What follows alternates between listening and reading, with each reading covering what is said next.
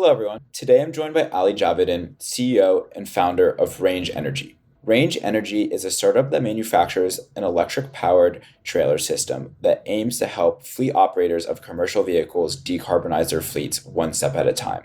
This is a fascinating conversation on how innovative solutions that apply already existing technology can have a huge impact on the carbon output of some of our most fundamental sectors like transportation. If you're interested in technology and the intersection of climate change, be sure to give this episode a listen. Thank you.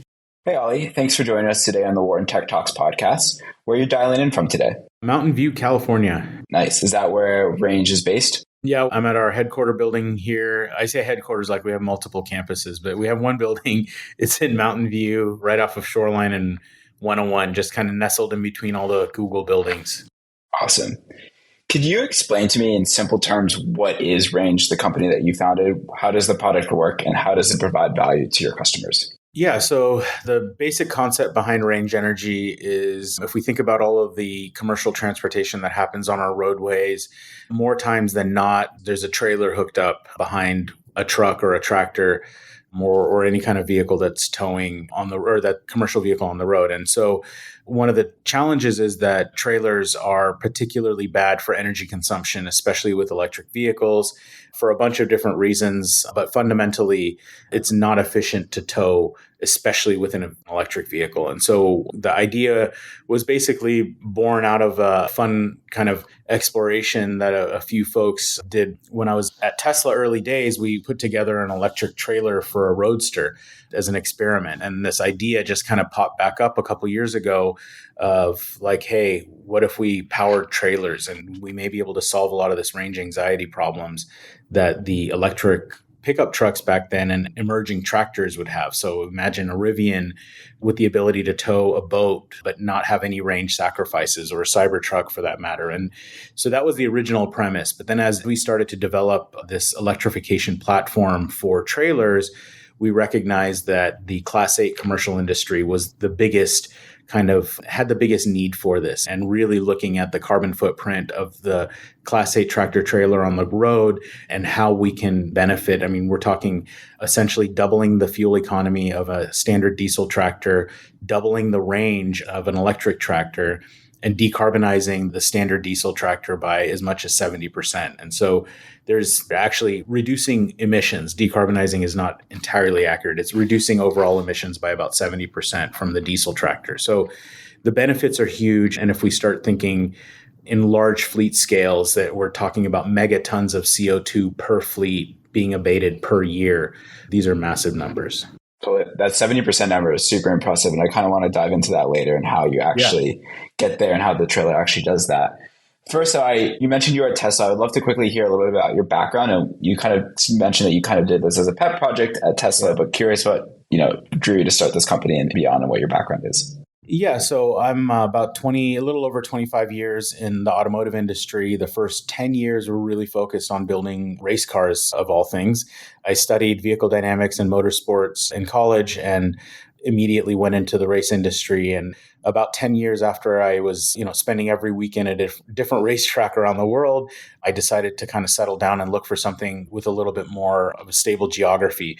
And one of the first jobs that I found was a bunch of guys in a garage trying to turn a Lotus Elise into an electric vehicle. And so in 2007, I came by Tesla to kind of help them with some suspension setup because I was a race engineer after all. I happened to live really, really close to the original kind of Tesla team's garage. So I would go there and help out. And then in 2008, I joined the company full time, started and ran the vehicle prototyping team and built that team out. We delivered everything from the second generation Roadster, including Model S, through the Model X, and started a bunch of other projects there. So, my job at Tesla was to take the wacky ideas that were flying around, whether they came from Elon or some of the other brilliant engineers that were there, and bring them into reality and build, whether there were test assets or full vehicles that were used for fundraising or testing. And we built a lot of cars. It was really, really fun. Neat. And then did you immediately jump from Tesla to start Range, or did you kind No, of have a sorry. path in So yeah, between? after about 5 years at Tesla in 2012, I left Tesla and went to Google. I spent some time at Google in a team called the Advanced Technologies and Projects team, which was essentially a team that was placed within Google Core, but it was a hardware software team that was really meant to go help solve a lot of the biggest bottlenecks and challenges within the other parts of Google. So sometimes we would help Google X, other times we would help the infrastructure team, other times we would help the Google Micro Kitchen teams, but we were kind of chartered by the Office of the CEO as a team to help, explore a lot more of these kind of unblocking a lot more of these ambitious projects. I did that until 2015. And then I joined Zoox. And Zoox is a robo-taxi company based out of Foster City that recently got acquired by Amazon. And at Zoox, again, I was the head of prototyping there. And our team was called XOps. It was kind of experimental operations. So we built all of the first stubs, and then we ended up building out the team and the infrastructure to build all of the Highlanders and level 5 robots that you see driving around the streets today. And the idea here for Range really sparked at around that time. And I started to think to myself, we were developing this robotaxi, what is another set of technologies that I can be part of developing that will have a massive impact? And I saw that, the adoption or the ability for us to deploy full level 5 robotaxis in the way that we were hoping back in 2015 was going to take a lot longer than we all anticipated. And we're seeing that now. And so I started to look around for other opportunities for myself to kind of continue this decarbonization. I was really, really spoiled that one of the first big vehicles I worked on, the Model S, ended up changing the entire world, not just the auto industry, but literally changed the entire kind of way that we look at energy and mobility, period. And so I was looking for that kind of impact again. And this trailer idea popped back up coincidentally, talking to a couple of old Tesla friends. And it was really just like immediately thinking, the spark moment for me was when I know that about 5% of the vehicles on the road are the commercial vehicles. So the big Class 8 trailers, tractor trailers are about 5% of the vehicles on the road, but they account for about 30% of the harmful emissions from our roadways. And so this is like an outsized problem. And this is something that, as I looked at this, I recognized that could we flip this and actually build a technology that has an outsized solution or outsized benefit? And that's where, we get back to that 70%. Yes, we're saving about 40% on your fuel economy or 40 or 50% better fuel economy. But the way that we're able to target the way that the diesel engine works with the transmission with our assist, we're able to actually fill torque in between a lot of these transition phases of the diesel engine. And we're able to outsize our benefit by removing a lot of the transition phases in that diesel engine itself. That's where a lot of these kind of particulates get spewed out into the air, is because the engine has to dump a bunch of raw fuel into the cylinder to keep itself happy a lot. It's doing it in between shifts. It's doing it as you accelerate and decelerate. It's doing it a lot when you turn the engine on and idle. So, how can we find those little inefficiencies and target those inefficiencies with our trailer assist intelligently? And that's kind of where we're at today, is we have this really intelligent, I call it a collaborative robot. For any of the, nerds like me that are out there that also love robotics, if you think about modern collaborative robotics, where there's a robot that is sensing the human that is interacting with that robot and just acting as if it is an extension of that human being, whether it's a strength extension or a utility extension or a precision kind of instrument like a surgical robot. But what we're building here is essentially the world's largest collaborative robot. And when we treat it that way, we end up unlocking a bunch of different safety opportunities as well as overall user interface stuff. That's fascinating. And so am I to understand that almost, in addition to the fuel savings, there's almost even like a greater multiplier effect on like the particulate emissions impact of your product? That's the goal here. The fuel is nice, but eventually, we need to clean up more than what we're putting out. And so this is the mechanism in which we've come up with to do that. And it's the only decarbonization solution out there that's actively cleaning up more than just the pure benefit of driving electric on the road. And you mentioned a couple of times right now that sort of the product works really well with diesel trucks and can have this sort of like outsized influence on their emissions capability. But, I assume a lot of Class 8 tractors in the future will eventually become electric. And so maybe, is that an opportunity for your product? Do you think that it has more opportunities to work better with an electrified tractor? Or is that maybe something that you're going to have to think about how to maybe update the product in the future for? It's a great question. So, a lot of the fleets that every fleet that we're talking to or we're working with now has made investments in electrifying their future. In addition to that, we wanted to make sure that as, none of us, you or nor I, or any of the great people that we know or work with can't really predict what we're going to look like 5 years from now on the road or 10 years from now on the road. It may be hydrogen, it may be CNG, it may be diesel, it may be electric. I think eventually my desire is for everything to migrate to electric over time, as long as we can sustain all of the different elements of the infrastructure and the material science and all of that stuff, recyclability and all of that. But as we start to migrate to that future, whatever that future is, I wanted to make sure that our trailer has a place in that future. And so to answer your question easily, generally, if we take like a Freightliner e-Cascadia, that's the electric version of the Freightliner Cascadia tractor that you see driving down the roads today. We can over double the range of that thing. It gets about 160 miles of usable range. We can get you up around 300 to 350 miles of range when you hook up to that thing, because we're actually we're augmenting the entire load of the trailer. That's in many cases around 65,000 pounds. And if the tractor doesn't have to carry that load anymore and it's just bobtailing around, then you actually can increase the range. And we actually believe that the addition of the e-axle in the trailer, because that also acts as a generator in regen, that's the big key kind of enabler here, is that even without charging infrastructure, we can actually provide about 10% better fuel economy on a diesel tractor. And when you do charge, you get about 200 to 300 miles of utility out of that charge of fully weight augmented propulsion. And so essentially, when we start thinking about long haul electric trucking, adding the e-axle in the trailer to be able to recapture a lot of that regen energy and not waste it into brakes ends up becoming this key enabler, even in electric, or especially in electric, to be able to exchange power through the road in the most efficient possible way. So if you're regenning, now you have, I'll put it this way, a Freightliner Cascadia has around 350 kilowatts of total potential energy capacity in that e-axle. What that means is that you can put somewhere around 250 to 300 kilowatts of DC charge back into the battery at its fastest rate in regen. But if you double that, our axle is also 350 kilowatts. So now you're doubling the total capacity to reclaim energy over the road. And that actually ends up becoming a big deal. Because we're doing it on the trailer doesn't have to use its brakes anymore nearly as often as it used to.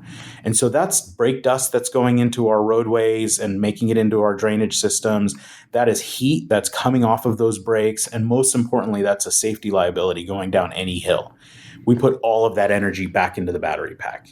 And it's a game changer, because then the driver gets down the hill with cold brakes and they can operate their brakes in an emergency maneuver anywhere without any worry. So yes, it works great in an electric future. Awesome. Maybe we have time at the end of the podcast. I would love to dive into a little bit of your thoughts on whether the future will be hydrogen and electric, what powers the remote. I think that would be super interesting. I have strong opinions, and most of it is based in data.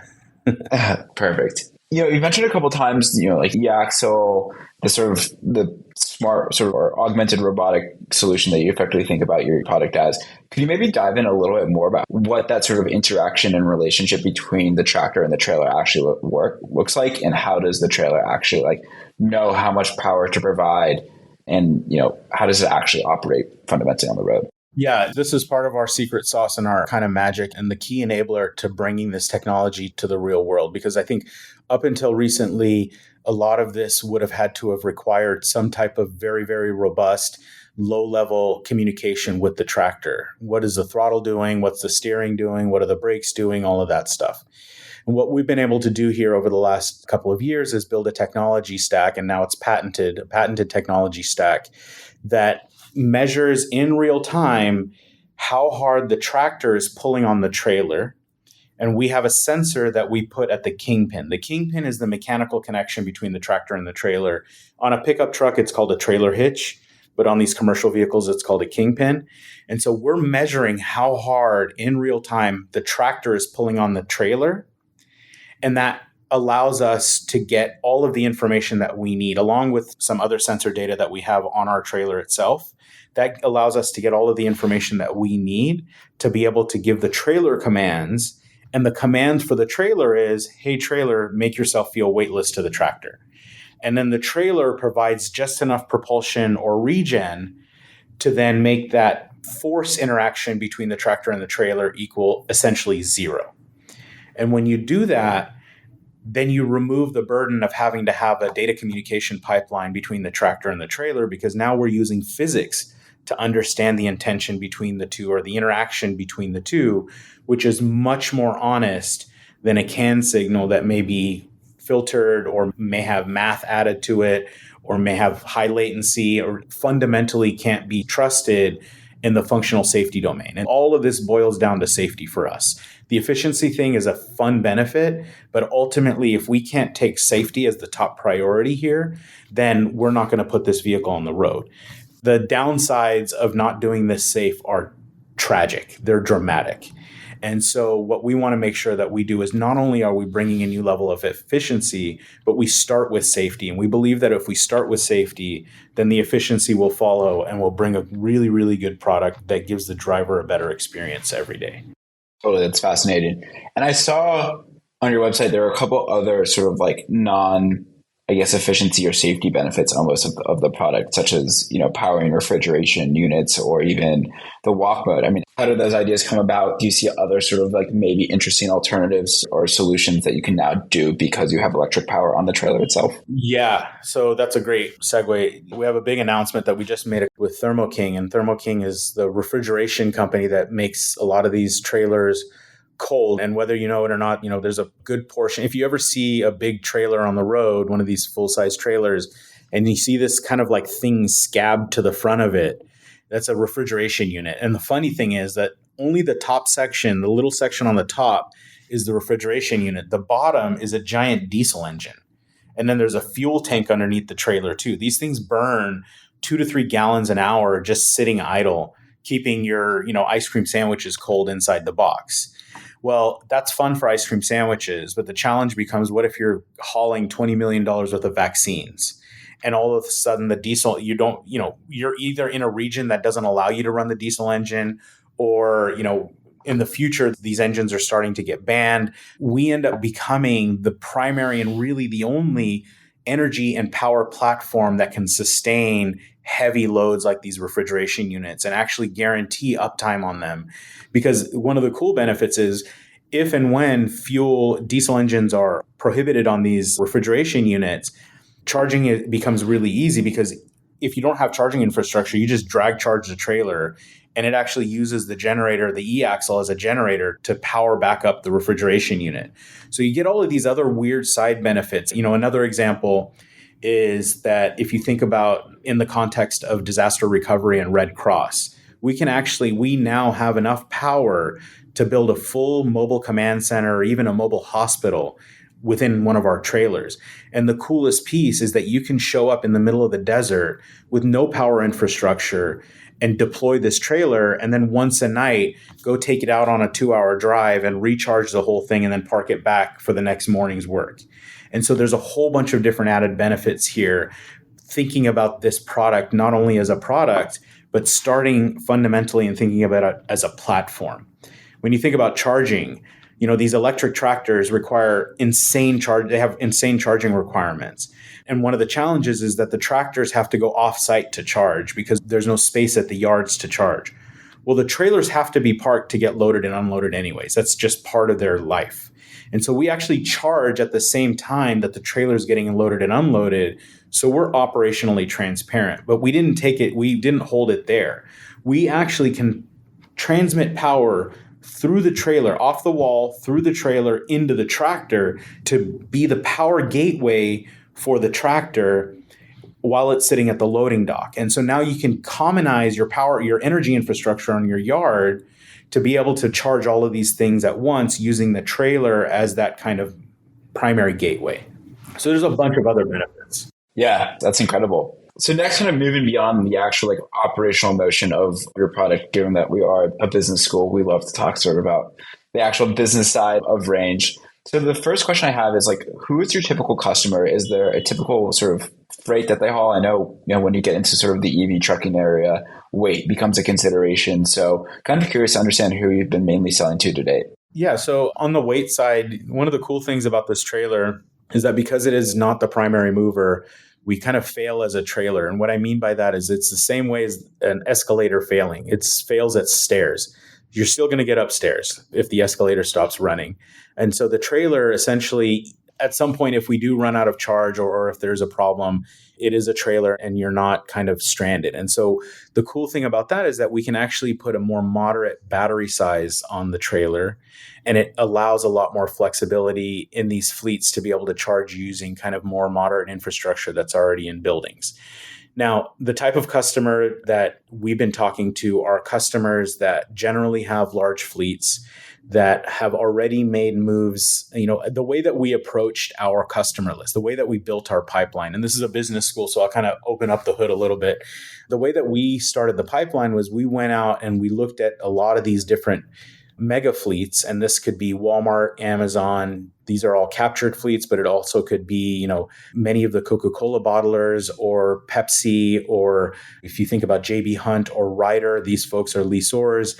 We wanted to make sure that not only the big fleets had access to these trailers, but also the small mom and pop shops also had access to these trailers through the lessors.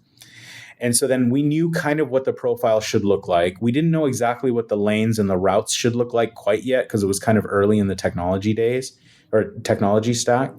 And then we intersected that list of the customers that could potentially use this with the customers that have made public announcements for decarbonization. So Walmart has their Gigaton initiative. Amazon has a bunch of different things. And so we basically made this Venn diagram and found that crossover of fleets that have made big financial investments in the decarbonization space because we didn't want to go swimming upriver. And that's how we put together our primary customer list. And that list ended up becoming massive. The total number of trailers on the road today, just Class 8 big rig trailers, is 3 million trailers. There's about 300,000 trailers sold a year. And just our little short list is around 30,000 trailers per year sold. And, just to kind of give a sense of scale, a business like ours needs a fraction, let's say an order of magnitude less than that to keep the lights on. So we're in a really, really good position here to even just take a tiny bite out of the market. But long story short, we cross-sectioned who the big fleets are that have made investments there, and then we approached all of them. We said, hey, we know that you got Tesla semis coming, or you have this going on, or you've done this. What do you think about the trailer? And then once we start to talk to them about the trailer, then they help identify the specific lanes. We run pilots with them in those lanes. We demonstrate our ability to benefit their fuel economy, their operational efficiency, and their overall uptime. And then once they recognize that benefit, then we work together with a trailer OEM, whether it's Wabash, Hyundai, Great Dane, Utility, whatever the trailer OEM is. Then we provide our electrification kit to the trailer OEM on a PO that's written by the customer. Is it possible to refurbish an existing trailer or no? That is another big deal because there are 3 million of these boxes on the road, and I don't want to throw 3 million boxes away to put a bunch of our new boxes out. And so we specifically developed our system to be retrofittable. So some of these fleets that operate over 100,000 trailers in the country, they have tens of thousands of trailers sitting idle in different parts of the country, and we can actually build a pipeline now to retrofit a lot of these older boxes with new suspension and full new electrification and sensing systems. And is it Range who's actually going ahead and doing the installation, or do you work with like a third party, sort of like a more manufacturing partner to do the actual installation? We have a third party partner. We have a series of third party partners that help us with the system integration. We are responsible for the underlying manufacturing of the kit. So the battery system, the drive system, the thermal system, the sensing systems, all of the different parts kind of isolated as a skateboard without the structure. That's us. And then we work with the OEM, the trailer OEM, to integrate onto their trailer. And if it's a retrofit, then we work with the customer to integrate to their trailer. And sometimes we'll pull in a third party to help us do a bunch of that work. Totally.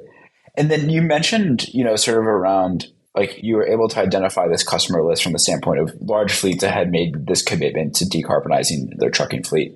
Is there also a thought process that goes into like, okay, this is a fleet that predominantly operates, shorter haul routes, and therefore it's better for a product, or, like anything Yeah. along the lighter weights, anything like that? Yeah, we generally do that. Oh, sorry, you asked about weight earlier, and I didn't even answer that question all the way.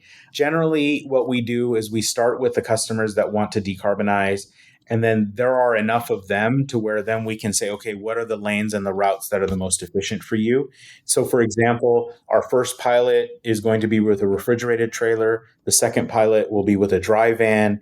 And the third pilot will be with a different form factor of refrigerated trailer. And so we're working with a lot of these customers to understand where can we show you the benefit the best early, let you learn about the technology, and then we'll proliferate that technology throughout other pieces. Rewinding back just a little bit and talking about charging and battery size, and I kind of skipped ahead a little bit too fast, but weight sensitivity is a huge deal. These boxes, the entire system, tractor trailer can't be over 80,000 pounds on the road. There are some exceptions for some special loads or some special modes of propulsion where you can go up a little bit, but generally you're about 80,000 pounds limited. That equates to, on a standard diesel tractor, about 15 or 20,000 pounds on the tractor and about 60 or 65,000 pounds on the trailer itself. Our total system weighs around 4,000 or 5,000 pounds, depending on configuration and spec. And so we're a relatively small hit. However, over 70% of those boxes that are driving on the roadways run out of volume before they run out of mass allowance. Think about how many times you've gotten an Amazon box with like a little thing in it and a bunch of air bubbles, right? Or Frito-Lay. That's why the Tesla semis are all pulling Frito-Lay trailers, because they're not pulling Pepsi trailers. They're pulling bags of chips. So we are very, very mindful of that. The coolest piece, because we're not the primary mover, is that we can downsize the battery to add benefit, but not take up too much burden. A Freightliner or a Tesla semi, you're adding another 15 or 20,000 pounds to your stack, and that's stuff that you're taking away from the load. Just to give you a couple of reference points here, a Freightliner Cascadia day cab is around $140,000, 160,000 maybe. The electric version of that same thing is $475,000. So it's a $300,000 additional cost, plus the thing weighs another around 12,000 pounds more than a regular Cascadia. And then they have to go through and work out the unit economics to make this work.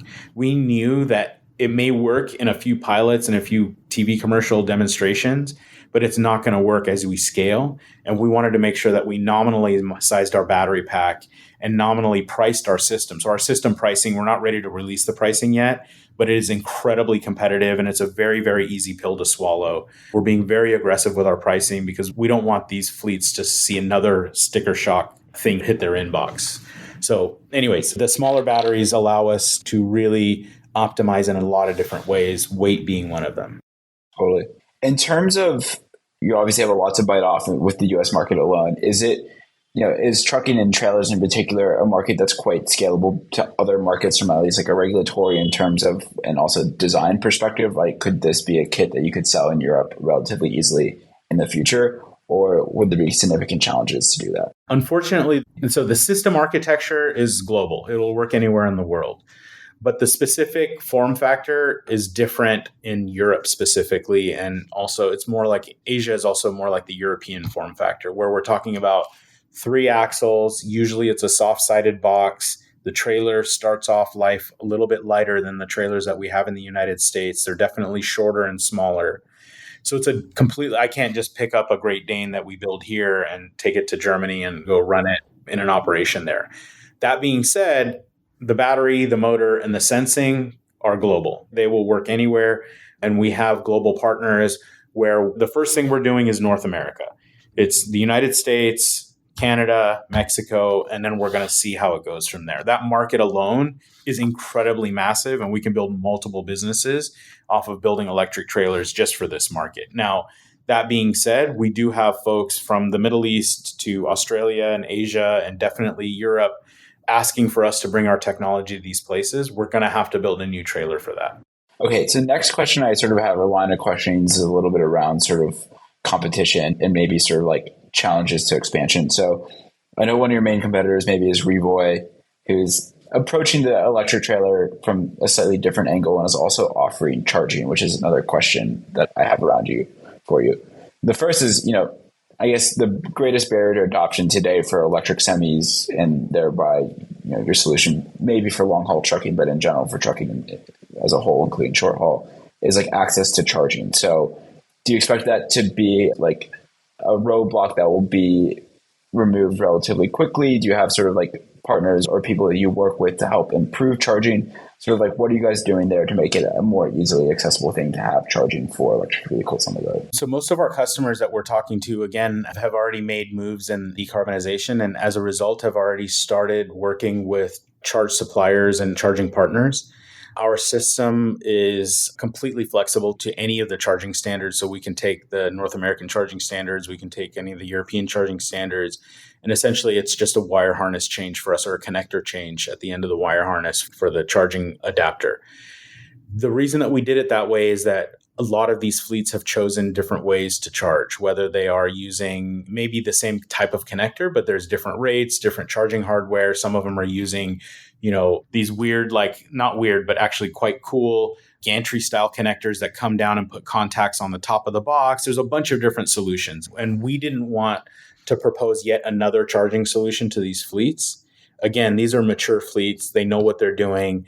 They're ready to make big investments. In almost every single case, they've already started their charging journey. And so we want to dovetail into what's there and not propose yet another solution that's going to confuse them and cause them to spend more unnecessary money. And that's specifically why we made our product the way that we did, completely transparent to the operations, because, ultimately they just want to keep, the fleets just want to keep working the way that they're working today and just try to make it a little bit more efficient and clean and hopefully more cost efficient as well. We're the only solution that can provide that. So I would say currently, especially in North America, we stand alone in this space. I think there are going to be some copycats. And in Europe, there's a group called Trailer Dynamics that's been working on this as well. And they're kind of our European counterpart. So I'm friendly with the CEO there and the board members, and we kind of high five each other when we see each other in the hallways and stuff. But really, I would say Trailer Dynamics globally are the only ones that are kind of doing this, what I would consider to be kind of the right way. Now, I don't know what's happening under the hood there, but in general, I think a solution like this needs to be transparent to the fleet. Great. And then the next question I have is sort of around, building range and sort of like the broader macro environment, especially when it comes to interest rates and that funding environment. Even if you're not building trailers, it's still more of like a hardware oriented product than just a pure SaaS solution, and therefore requires more capital. Has that been, a challenge for you in terms of going out to get funding from the market, or have you kind of seen that as an opportunity in that if you are able to build this business effectively, it's a little bit of a bigger moat and maybe harder to disrupt? Yeah, I think it's a little of both. The fundraising environment right now is incredibly unique. I've been in and around the fundraising environment in the Valley here since 2005, 2006 timeframe. So I've been around for a while with what's happening around here. And I've seen a bunch of different waves of things. And what's happening right now is that everybody is being incredibly, I don't want to say conservative, but incredibly cautious with how they deploy funds. And it's a good thing. I think we're actually at a very, very well balanced point right now. It was way too gratuitous. It was way too fat a couple of years ago, right? And now it's kind of getting to a point. And as a result, especially with hardware companies, investors want to see results. They want to see customer purchase orders. They want to see traction. They want to see users. They want to see fill in the blank. And so for us, if we translate that for us, it's like, hey, you're building this big, cool piece of hardware that a lot of the fleets want. It sounds really cool, but we're just coming out of the pandemic and everybody just got screwed over. Let's see some purchase orders. Who are your customers? Let me go talk to your customers. How many are they buying? Oh, this TCO, the total cost of ownership model that you built, doesn't show like a slam dunk. So why would they do it? And it's like, well, meanwhile, they're buying e-Cascadias for $500,000 a pop and Tesla semis for $900,000 without worrying about the TCO. But the investors are focused on that because it's not about what I can do in the next year or two with these pilots. It's about how am I going to get Walmart to come back a second time or a third time to continue to place orders. And that's what is top of mind with the investors.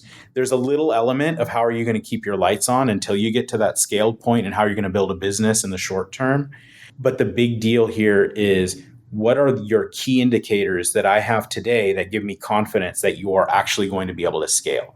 Not what is your grand scaling plan. Before it was show me your grand scaling plan, and if you can convince me, I'm in. Now it's like, okay, that's cool. What about your supply chain contracts? And what about your customer contracts? Do you have those in place? Because that's how I know that I'm going to give you money for a factory. So the environment today is much more pragmatic or realistic than it was a couple of years ago. But for me, the way that I see this is that I could definitely take this like, holy crap, fundraising is hard. And it is very hard to fundraise right now, probably the hardest in my career. But I'm looking at this as an opportunity to build the most efficient fucking business that I can today. Be as capitally efficient as possible. Only bring in the people that we absolutely need and look for high value add spend. Where am I going to get multiples off of my spend, whether it's for a tool for my shop or some, video asset that we're paying a production team for? Where are those multiples going to come from? And that's what we prioritize in our budget. As we start to transition from here's a fun idea to holy shit, it's working, to where are my customers? And we're kind of in the middle of this right now.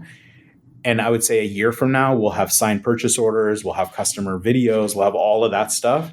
Fundraising changes. Everything becomes more mechanical at that point. But we're at this weird phase where it's between A and B. We're kind of like, this all seems really cool, but let's see some purchase orders. I think the one saving grace that we have is that we're not building a full vehicle. I don't have to worry about customers worrying about colors or styling or interior shape or sound systems or the air conditioning is not blowing hard enough or whatever.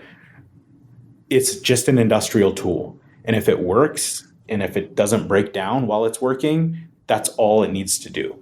Obviously be cost efficient, but that's where we land, and it really helps the investors see the light at the end of the tunnel, that now we don't have this like build a dealer network and then build a consumer facing thing. And then what if they don't like the styling? Like, who knows, right?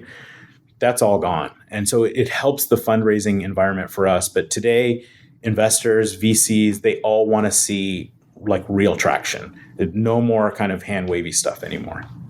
Tangible results. Totally. Yeah, I think that's a super fascinating insight into it, because it feels, from the outside, like all doom and gloom, that there's no money out there. But the way you frame it in terms of like, it's going to probably help me build a better business in a year from now, not having had $5 million injected into my business and spending it. Yeah. I mean, a year and a half ago, we were toying with the idea of doing a $50 million A round.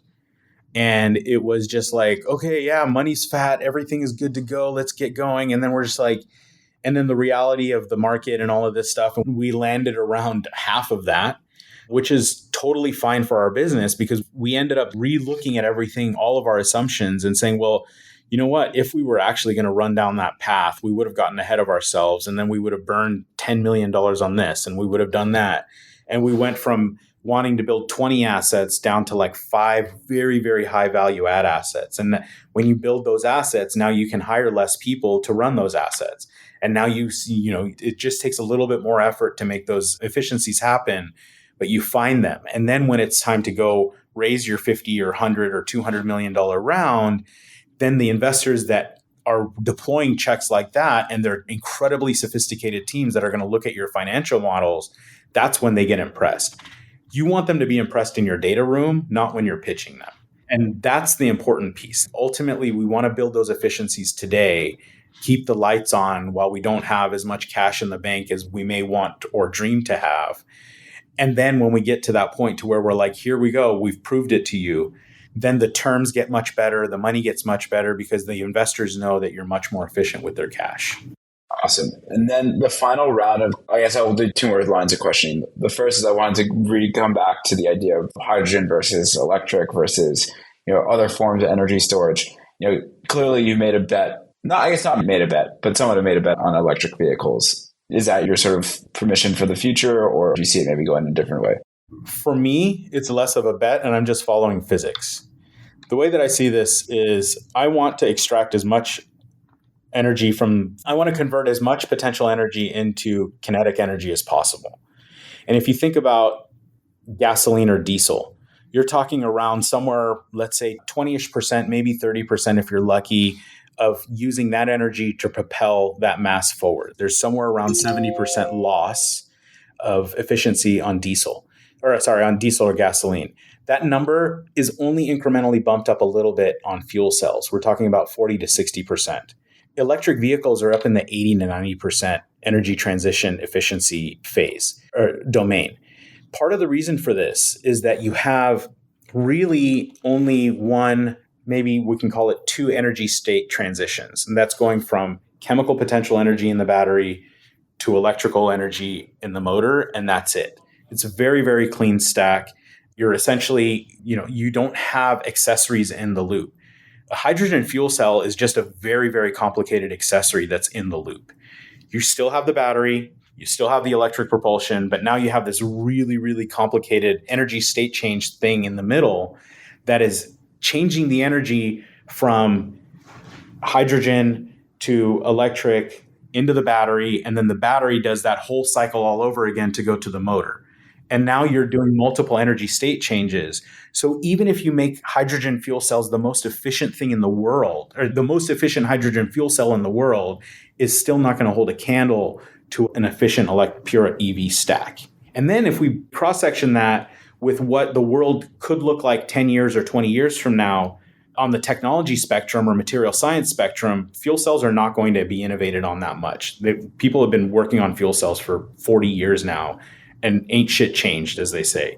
Electric batteries now, energy density is going up, safety is getting better, material science is getting better so that we have more sustainable materials, recyclability. Look at what Redwood Materials is doing. Like, things on batteries are quickly progressing into a state to where we can have very high energy density, be very stable, and use that energy to propel vehicles and be mass efficient. And then couple that with the charging infrastructure that's coming online.